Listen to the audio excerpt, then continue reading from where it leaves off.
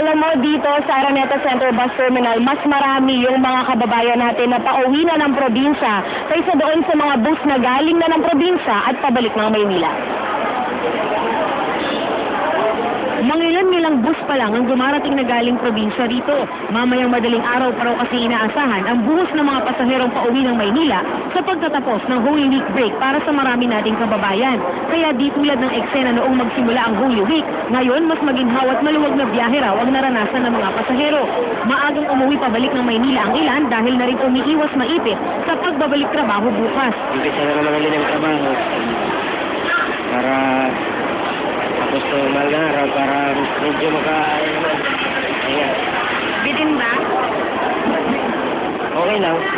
Okay naman. Sulit naman po. Hindi naman ako nagbakasyon.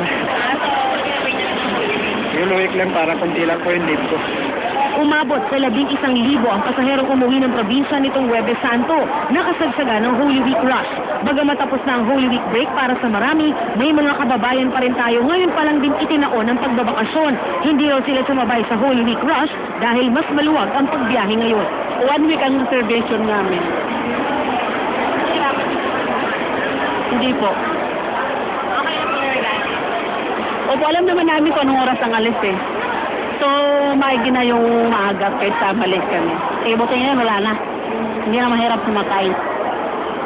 Tuloy-tuloy pa rin naman ang pagpapatupad ng mahigpit na seguridad dito sa Araneta Center Bus Terminal at naririto pa rin ang mga police assistance desk para nga alalayan ang ating mga kababayan. Mariz, maraming salamat at happy Easter, Lee.